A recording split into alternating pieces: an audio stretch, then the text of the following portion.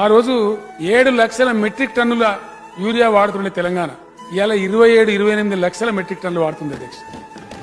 28 lakhs wear to wear. ఎరువు బస్తాలు అయితే మనుషులు తినరు కదా అధ్యక్ష. తింటామంటే కాంగ్రెస్ వాళ్ళకి పంపిస్తాం, మాకు అభ్యంతరం లేదు. అవైతే మనుషులు తినరు, అవి పంటలకే వాడవలసి వస్తుంది. మీరు తమరు అధ్యక్ష, తమరు స్వయంగా ఎన్ని ఢిల్లీ చక్కర్లు కొట్టిండ్రు, ఎన్నిసార్లు సెక్రటరీ దగ్గరికి పోయినరు, ఎన్నిసార్లు మంత్రుల దగ్గరికి పోయినరు.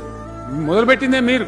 నేను చెప్పుడు మీరు పోవుడు, లెటర్లు రాసుడు, ఒక 15-20 చక్కర్లు తమరే ఢిల్లీ కొట్టిండ్రు. అట్లా పోయి వాళ్ళని పీడి తెస్తే ఇలా స్టెబిలైజ్ అయితే బ్రహ్మాండమైన ఎరువులో కొడుతుందా అధ్యక్ష? అదే కాంగ్రెస్ పీరియడ్ లా చెప్పుల లైన్లు, పోలీస్ స్టేషన్లు ఎరువు బస్తాలు, మళ్ళా కాంగ్రెస్ వస్తే అదే గతేస్తుంది. మళ్ళా చెప్పుల లైన్లు, లాఠీ చార్జీలు, 3 గంటల కరెంట్, 3 గంటల 7 గంటలు ఏది రాదు అసలు. మా సోదరుడు ఒక ఆయన చెప్తున్న అధ్యక్ష, మళ్ళా కాంగ్రెస్ కి వస్తే అధ్యక్ష కరెంటు గోల్మాల్, రైతు బంధుకు రామ్ రామ్, దళిత బంధుకు జై భీమ్. ఇవ్వు 20 రోజుల నుంచి తిరుగుతున్నా కానీ ఒక్క కట్ట కోసమే 20 రోజులు తిరుగుతున్నా కానీ ఒక్క కట్ట కూడా మాకు దొరకట్లేదండి. మేము వైఎస్ రాజశేఖర రెడ్డి ఉన్నప్పుడు ముఖ్యమంత్రి ఈ దుస్థితి చూసామండి. అప్పుడు చెప్పులు కానీ ఆధార్ కార్డులు కానీ మా ఆడవాళ్ళని తీసుకొచ్చి లైన్లో పెట్టేవాళ్ళమండి. ఆ దుస్థితి మళ్ళా 10-12 సంవత్సరాల తర్వాత మళ్ళా చూస్తున్నామండి.